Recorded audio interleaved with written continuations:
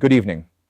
There is a question that serious analysis almost never asks directly, even though it sits at the center of some of the most reckless decisions in modern geopolitics.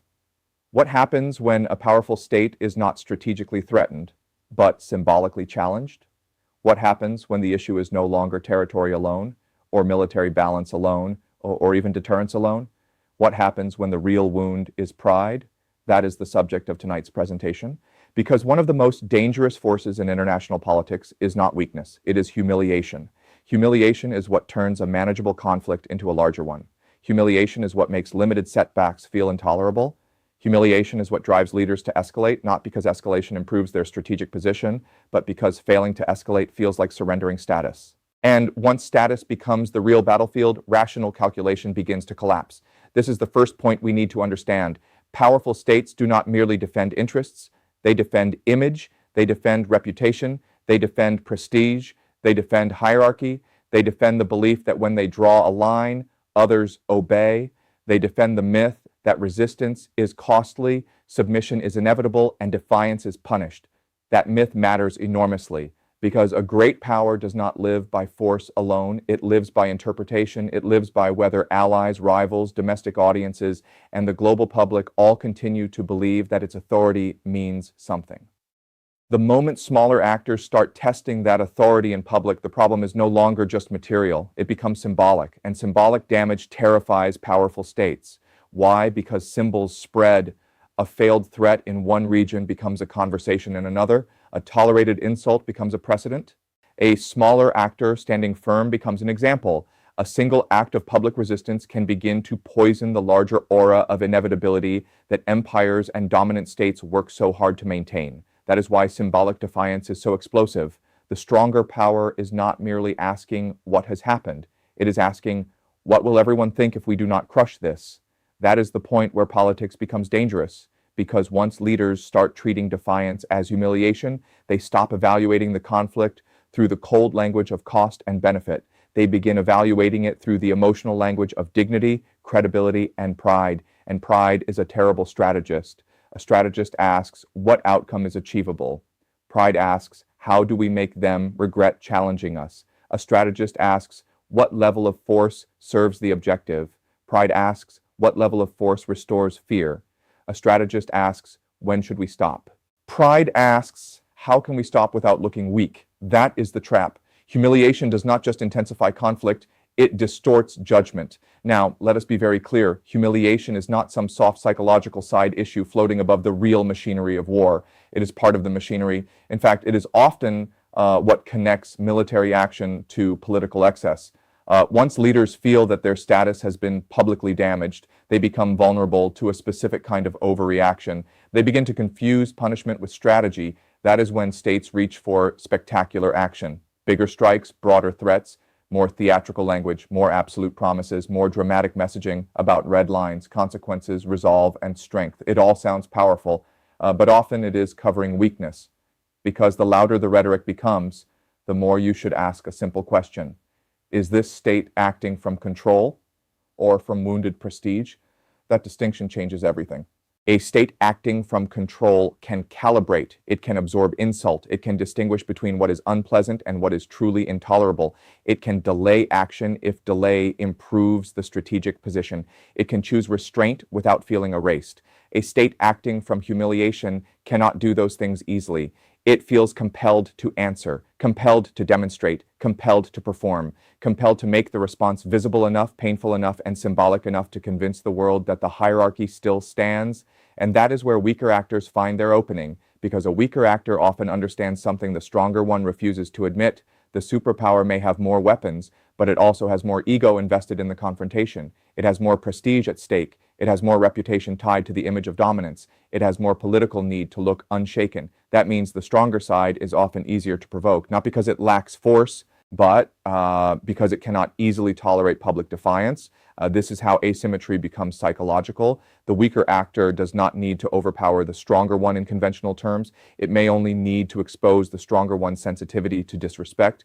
It may only need to force the dominant state into a sequence of reactions that reveal insecurity.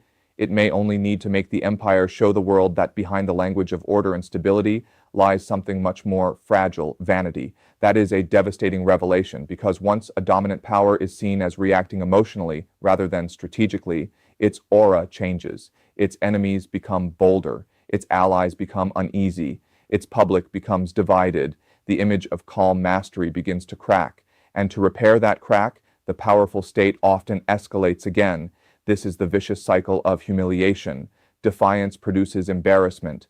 Embarrassment produces overreaction. Overreaction produces more instability. Instability produces more visible failure. Visible failure produces deeper humiliation. And so the system climbs, not always because it wants war, but because it cannot bear dishonor. This is why symbolic conflict is so dangerous. People often imagine that states go to the brink because the stakes are too materially high to compromise. Sometimes that is true, but sometimes the opposite is happening. The material issue may be limited. What expands the conflict is the symbolic meaning attached to it. Leaders start treating a local setback as if it threatens the whole architecture of power. They begin acting as though one act of resistance, if left unanswered, will unravel an entire order. And sometimes they are partly right. But the reason that logic becomes so destructive is that it turns every challenge into a test of identity. Once the conflict becomes about identity, compromise starts looking like humiliation. Restraint starts looking like weakness. De-escalation starts looking like surrender. That is when strategic space disappears. And once strategic space disappears, governments begin doing foolish things for highly emotional reasons while describing those decisions in cold bureaucratic language. They call it restoring deterrence. They call it defending credibility. They call it preserving regional stability. They call it enforcing red lines. But underneath that polished language is a simpler reality. They were challenged, they felt exposed, and they decided that the exposure itself was intolerable. That is the politics of humiliation. Now, why is this so important? Because it explains why powerful states often react hardest to small actors who should not, in theory, matter that much. On paper, the smaller actor is weak. It lacks scale, it lacks capacity, it lacks the ability to win a direct contest. So why does it trigger such intense responses? Because power is not only measured by physical threat, it is measured by symbolic contagion. A small actor that publicly resists can become an example larger than itself. It can show that fear has limits. It can show that coercion is not absolute. It can show that the empire is not a machine of effortless obedience, but a nervous system that twitches when touched in the right place. That is humiliating. And humiliation is politically radioactive. It spreads through media. It spreads through speeches. It spreads through elite gossip. It spreads through regional imagination. It spreads through the calculations of every rival who begins wondering whether the giant is more brittle than it looks. That is why wounded prestige can produce reckless policy. The objective quietly shifts. The state is no longer trying to solve the problem. It is trying to erase the insult, and those are not the same thing. Solving a problem may require patience, compromise, selective force, indirect channels, or even choosing not to respond publicly. Erasing an insult requires theater. It requires display. It requires a lesson. It requires visible punishment. It requires the other side to be seen losing in a way that satisfies the emotional demand of the stronger power's domestic and international audience. That is why humiliation produces excess. The response is rarely designed only to achieve an outcome. It is designed to restore a feeling, and feelings are expensive. Now let us go one step deeper. Humiliation does not only distort the stronger state, it can also empower the weaker actor. Once the weaker side realizes the dominant power is trapped by pride, it can begin shaping the pace of the conflict. It can choose moments of symbolic resistance that force the stronger actor into costly reactions. It can turn itself from a battlefield target into a political mirror. Every overreaction then becomes evidence. Evidence that the superpower is insecure. Evidence that it cannot absorb challenge calmly. Evidence that its strength depends not only on weapons, but on constant emotional reinforcement. That is how prestige becomes a vulnerability. This is the larger lesson. The most dangerous moments in geopolitics often come when powerful states stop distinguishing between actual strategic loss and symbolic embarrassment. Once those two things merge, almost any challenge can be inflated into a crisis of authority. Leaders begin escalating not because the material stakes demand it, but because their psychological and political identity does. And identity wars are the hardest to end. Why? Because there is no clean threshold, no obvious sufficiency, no stable measure of success. How much force is enough to restore status? How much punishment is enough to erase disrespect? How much escalation is enough to convince the world that the hierarchy still stands? There is no precise answer. That is why this kind of politics is so corrosive. It creates escalation without clarity. violence without closure, pressure without settlement. The state keeps moving, not because it knows where to stop, but because stopping at the wrong moment feels humiliating all over again. And that is how powerful actors exhaust themselves, not only financially, not only militarily, but morally, politically, and psychologically. They become trapped in a cycle where every attempt to restore fear exposes more insecurity, and every attempt to reassert status creates more resistance.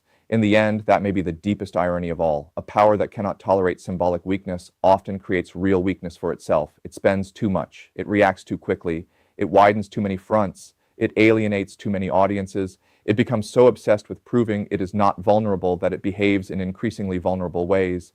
That is the final warning. When a great power begins escalating to defend pride rather than achieve strategy, it enters the most dangerous zone in international politics.